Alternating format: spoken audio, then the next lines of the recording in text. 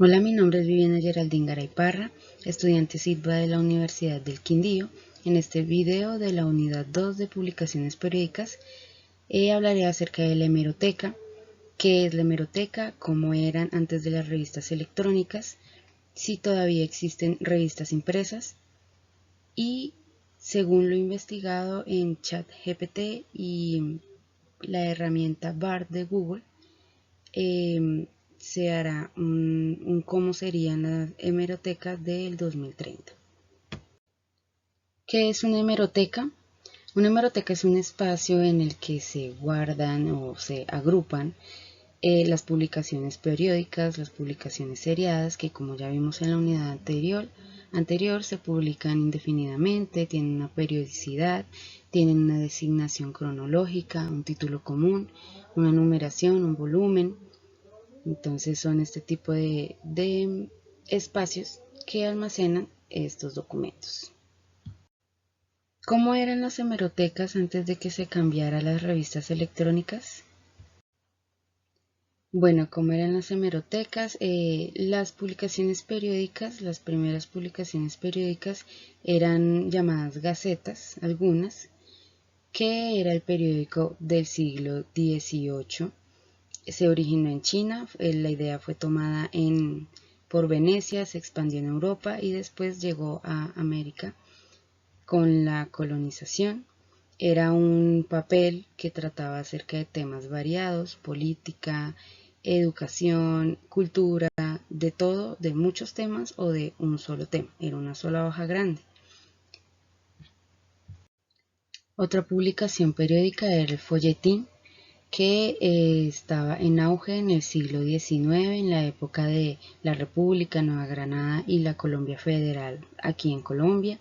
Estaba de moda en 1840, cuando se publicó en el periódico neogranadino Matilde o Memorias de una joven. El folletín era un fragmento, una parte del periódico en la parte de abajo, en la que se ponían las novelas, como partes de las novelas que estaban de moda en la Europa de ese entonces. En ese entonces, aquí en Bogotá, habían otras publicaciones periódicas como La Ilustración, El Siglo, El Suramericano, que también publicaban folletines, y estos pedacitos de periódicos la gente los recortaba para guardar la novela, o las mismas editoriales de los periódicos hacían libritos que después vendían a las personas con la novela solamente. Entonces, ¿cómo era la hemeroteca antes de las revistas electrónicas? Eran estantes con revistas y periódicos organizados, ya fueran por temas, por marca editorial. El funcionario de la unidad de información, de la hemeroteca, de la biblioteca, facilitaba la búsqueda y la recuperación, se hacía por fichas o por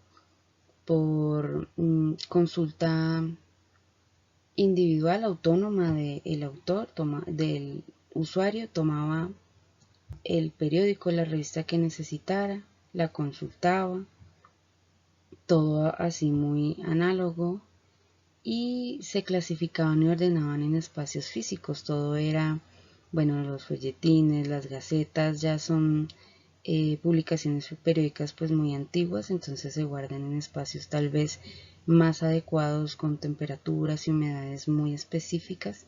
Entonces ya ahora o la hemeroteca era más de revistas de más hojas, con diferente material, el periódico también, y ese era el que se exponía para que los usuarios lo pudieran adquirir en préstamo o solo en consulta.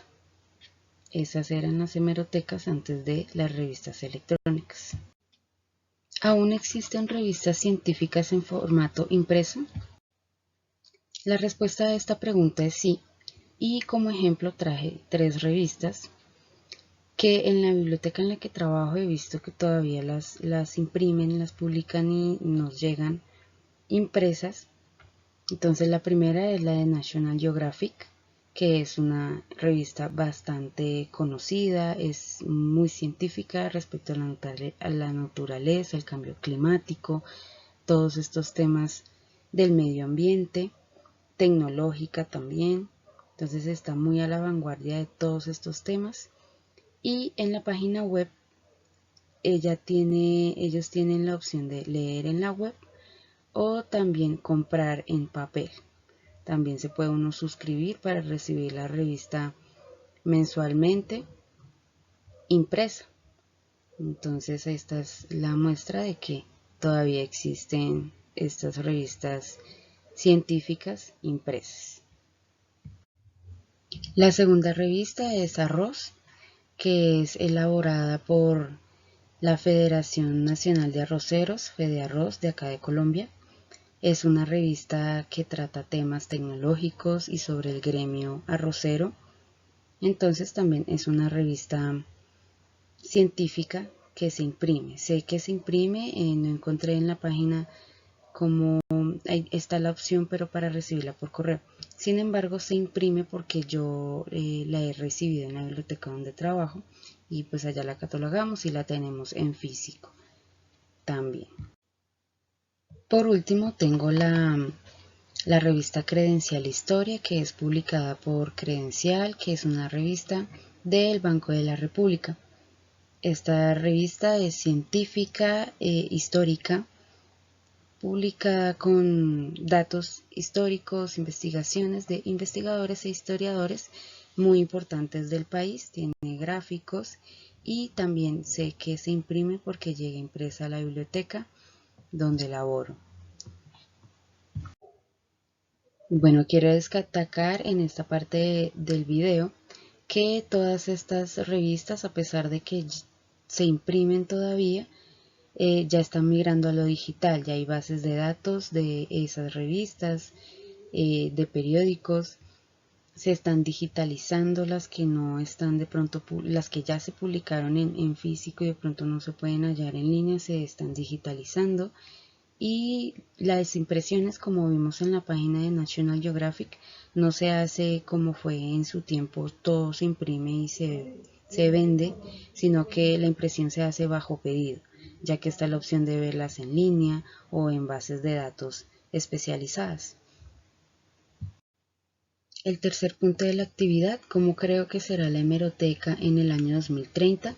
Para realizar este punto hice algunas preguntas, como sugirió el docente, a el ChatGPT o IA BART, que son dos herramientas de inteligencia artificial que están siendo muy usadas hoy en día.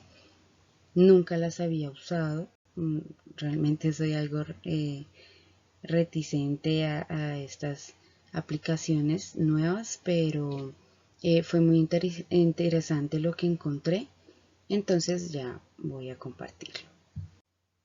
Bueno, para el 2030 en el mundo en general, estos chats nos dicen que habrán tres posibles tendencias, que es el auge de la inteligencia artificial. Obviamente, si hoy en día ya son tendencia, ya son muy importantes, ya incluso en el área de la educación, por ejemplo, los docentes están cediendo ya a estas tecnologías, los estudiantes las están utilizando para muchísimas cosas, realizar sus trabajos, sus ensayos, cosas que se hacían antes muy de la cabeza, ya son más ayudadas y apoyadas por estas herramientas de inteligencia artificial. No es solamente sentarse en un computador a hacer un ensayo, sino que estas herramientas ya casi que hacen los ensayos.